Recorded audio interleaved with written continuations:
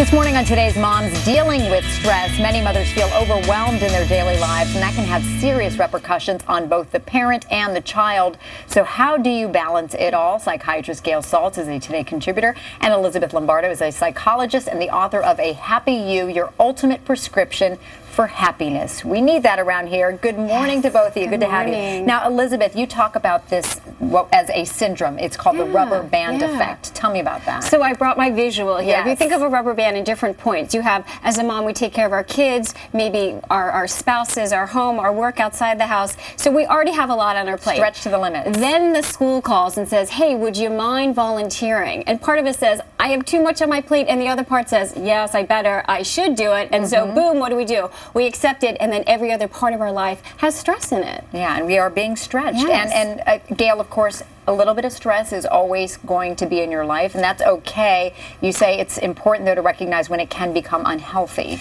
Yeah, I think there's such a thing as optimum stress. Right. Sometimes your best performance is when you have some stress, and actually everybody has stress, so trying to remove all stress doesn't work because that's part of living. But when you have a lot of stress, actually our body releases a hormone called cortisol. And when your body's sort of bathed and your brain is bathed in cortisol all the time, it causes cell death, it causes hypertension, it causes your immune system to not be as effective, it affects mood and anxiety. So remaining at a high chronic level of stress all the time is truly bad for you and your health. Not to mention you can't be your best parent to your kids if you are that stressed out. And Elizabeth, you talk about one of the big things that we do, and I know I'm guilty of this, is overbooking our kids. You want your kids to succeed in everything they do, and you want them to do a lot, and we tend to put them in a lot. Absolutely, yeah. So we think, well, if we keep having to do more and more and more, they're going to learn more, they're going to be more well-rounded. But really, we're taxing our children too. And Gail, you agree with that? 25%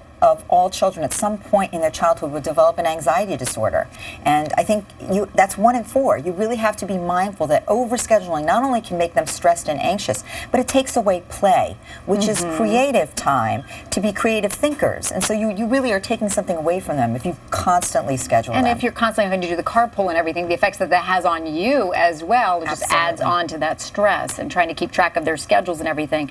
And I think a lot of moms and dads deal with the guilt of saying no. And Elizabeth, you were talking about this, that school calls and says, can you do this? And you add on, you pile on. Why can't we just say no? Well, we're constantly shooting ourselves. I should do that. If I was a good mom, then I would, and so I should do it. And so we just keep putting more and more on our plate. And the goal is to be a better parent, and that's a great motivation. But what we have to realize is, ironically, it's making us not as effective as a mother. Okay, so the important thing is you got to start focusing on you as well. You both say this. Take a little time for yourself. It's not going to hurt anyone. It's going to make you better, right, Elizabeth? Absolutely. So we always hear the airline saying, put your oxygen mask on first, right? Why? Because if you passed out from no oxygen, you're not going to be able to help others. Take time out for yourself, and if you do, you're a better parent, you're a better spouse, you're better at work, you're better everywhere. By take time out, I would add not only, eat well, sleep well, and exercise. Exercise is very important.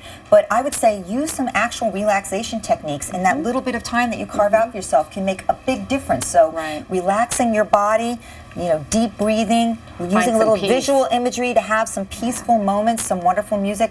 Even just 15 minutes can make a huge difference in diminishing your stress. Ladies, thanks so much. Elizabeth Lombardo, Dr. Gail Saltz, as always, thanks.